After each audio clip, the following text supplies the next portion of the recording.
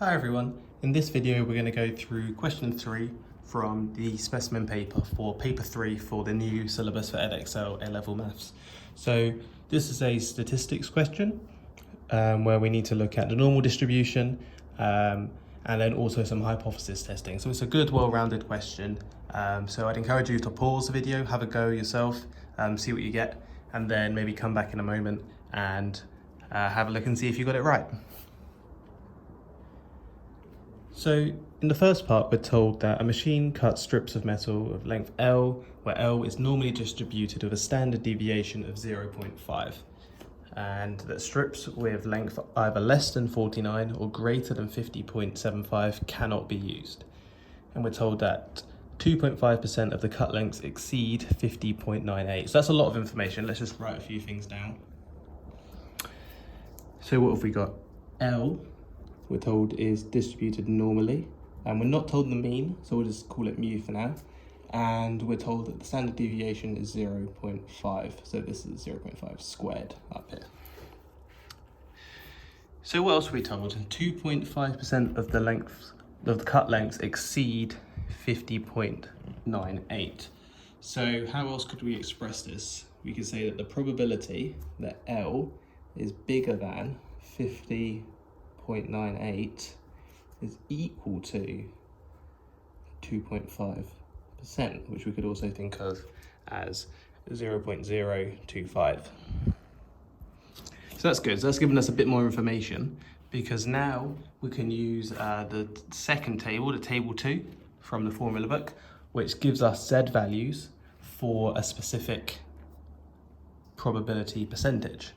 So what do we need to do? We need to standardize. So we need to go from L, which is distributed like this, to Z, which, remember, is distributed normally 0, 1. So let's go there. And how do we do that? Well, that means we take our value we've been given, so 50.98 minus mu divided by sigma, which in this case is 0.5.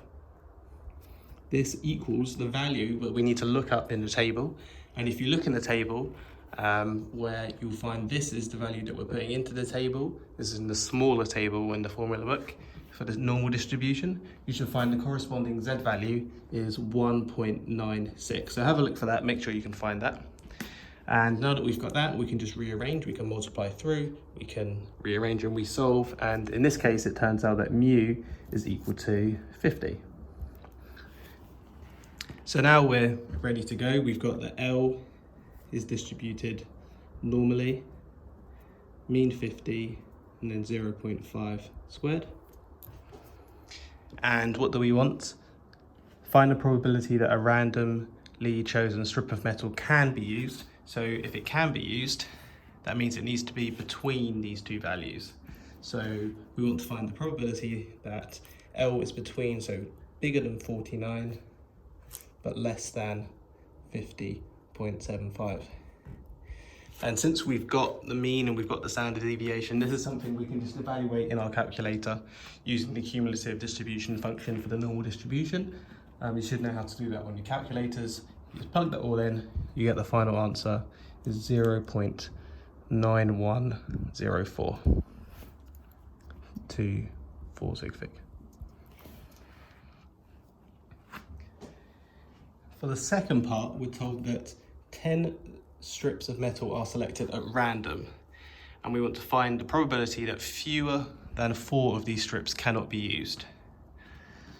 So now we're switching it up a little bit from a normal distribution, and we're going to actually have to model this as a binomial distribution, because we're told that 10 strips are taken, and we want to find the probability that fewer than 4 can be used, where this is our probability, 0.91. So how would we do that? We say, okay, so let's say S is the number of strips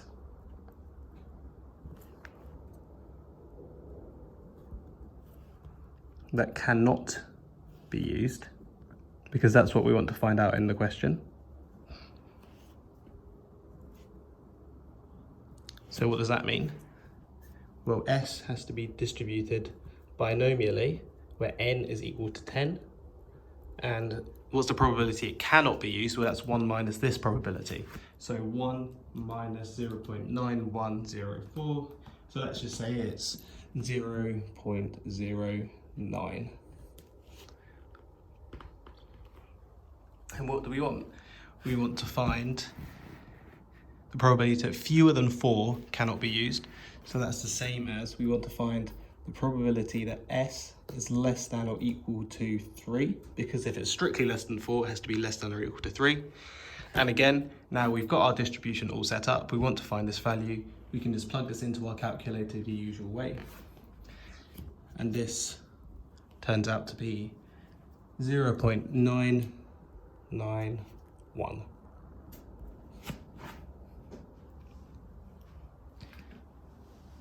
So finally, we want to do part C.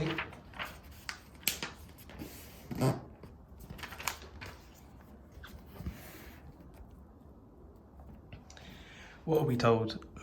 A second machine cuts strips of metal of length x, where x is normally distributed with standard deviation 0.6. A random sample of 15 strips cut by this second machine was found to have a mean length of 50.4. So let's write that down quickly. So x is distributed normally with mean 50.4 and standard deviation 0.6. So that's 0.6 squared in there. Stating your hypotheses clearly and using a 1% level of significance, test whether or not the mean length of all the strips cut by the second machine is greater than 50.1. So we've got a hypothesis test here. What do we need to do? So we have our initial hypothesis, H0, that mu equals 50.1.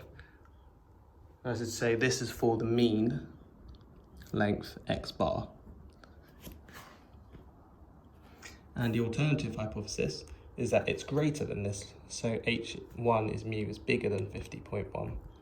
And we're told that alpha is equal to 0.01. So since we're dealing with the mean length and we've got a normal distribution, that means we can apply the central limit theorem, which says that x bar is distributed normally as well, with the same mean that we assume to be 50.1, and the standard deviation of 0.6 over root 15, and this is now all squared. So that's the central limit theorem, where we divide by the square root of n because we've got 15 samples, and then we need to make sure we square all of that to get the variance. And what do we want to check?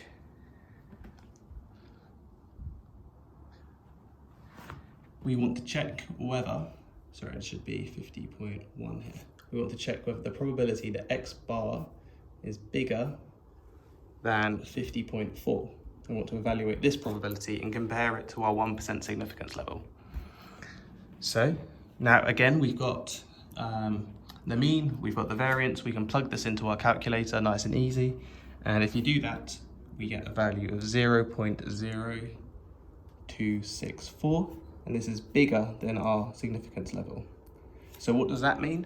It happens more often than it is significant, so it's not significant, which means we have insufficient evidence to reject H0. So that means that there's insufficient evidence to say that the mean length of strips is greater than 50.1 centimeters. And that's how you do the last part of the question.